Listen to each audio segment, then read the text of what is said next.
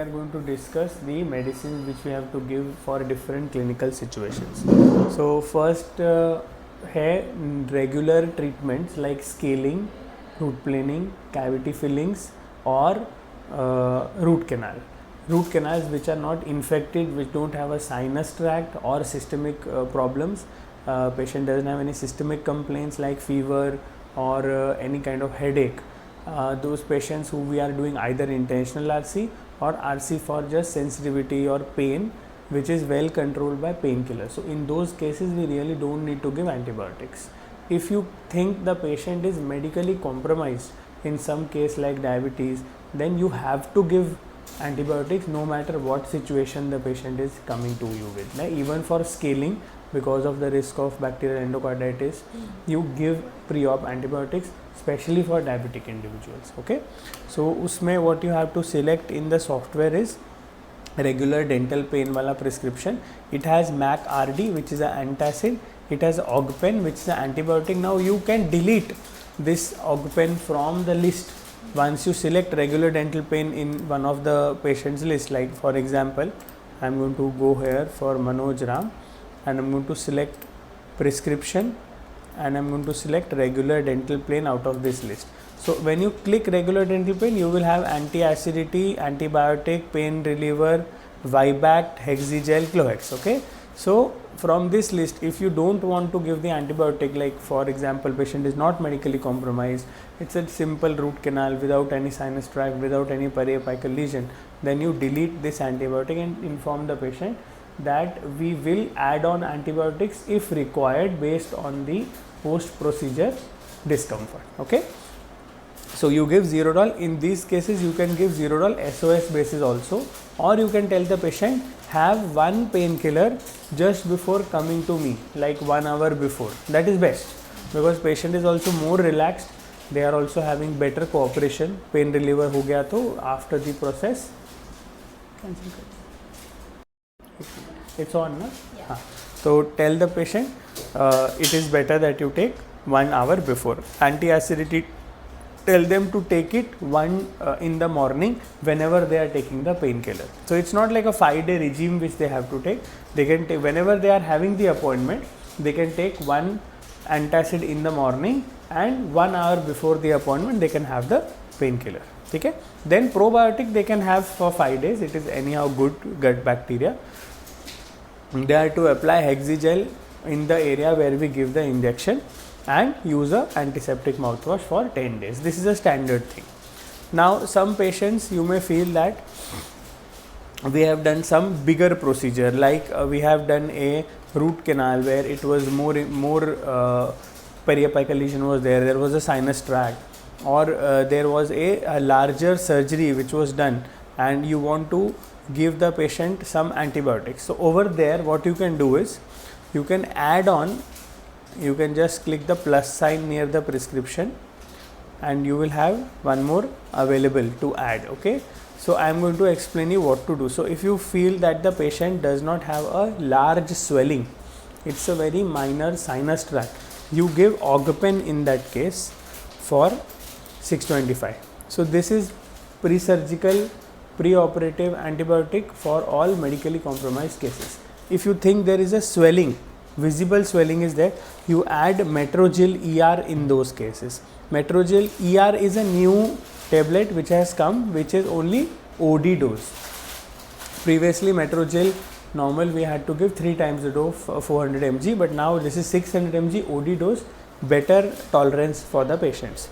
Now this you can give in combination to all those patients who are undergoing grafting, to all those patients who are undergoing sinus lift, indirect sinus lift, any patient of diabetes who is undergoing implant therapy, any kind of surgery the patient is going on, wisdom tooth extractions, go ahead and give these things. If the wisdom tooth extraction is very severe, it was very deep, it is having a lot of bony removal, add Metrogyl also.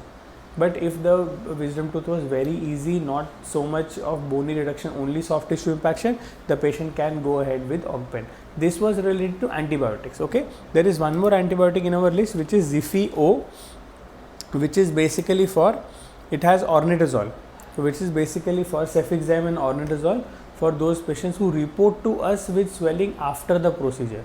For example, if we have done a grafting and with augmentin and metrogyl for 5 days patient was okay, but after 10th day the patient has reported with some swelling, or we see some infection, or the patient has come to us on OPD, he has already taken augpen and metrogyl kind of a drug, but they have not got relief, then you can shift on to a higher antibiotic.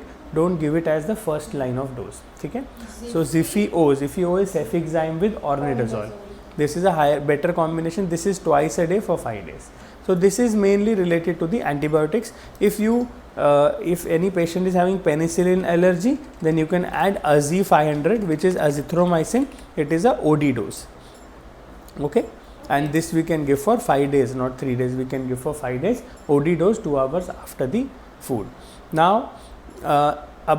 this was about infection, prevention of infection. For any implant case, pre-surgical antibiotic is must. For any wisdom tooth extraction, pre-surgical antibiotics is must. For any wisdom tooth and dental implant, post-surgical 5 days antibiotic augmentin is must. If the patient is medically compromised, and antibiotic is must for all procedures. If the patient is medically compromised and undergoing a procedure like implant, like wisdom tooth, like any surgery which is more invasive, augmentin as well as augmentin or augpen as well as metrogyl ER is must. Now for those patients, most of the time we are giving augpen, not augmentin. Augpen is more better tolerated in the GI and it has lactobacillus also. Plus we also give the probiotic. We have to inform the patient 2 hours after your antibiotic you should take the probiotic. Okay, otherwise the effect will not be. Now regarding pain, for any patient who is having a pre-operative swelling, which is an infected swelling, we are not supposed to give Kymorel. This is contraindicated. Also try to avoid any kind of enzymatic preparation. Disperzyme also we cannot give. We cannot give Kymorel also. Rutoside, bromelain, trypsin, chymotrypsin, papain, these are the compounds which increase the infection if given at a wrong time and without antibiotic, and if given pre-operative infections are there. Even post-operative infections we are not supposed to give Kymorel. Okay, so we have to 100% differentiate whether this swelling is post-surgical swelling or is it infected swelling. If it is infected swelling, even with a root canal cases, if there is infected swelling, do not give Kymorel, don't give Disperzyme. Okay, what we are supposed to give then is only Zerodol P. Zerodol P is very good drug, or you can give higher painkiller is Ketorol for the pain relief only. In those cases we don't have to manage the swelling unless and until the swelling has come down. It will come down with antibiotics. We don't have to give anything special to reduce the swelling. But post surgically, for all the patients of wisdom tooth or flare up, okay, we can give a Kymorel. Okay, but more than flare up is a very ambiguous term in endodontics. Flare up maybe we can avoid Kymorel also, but post surgical edema we definitely give.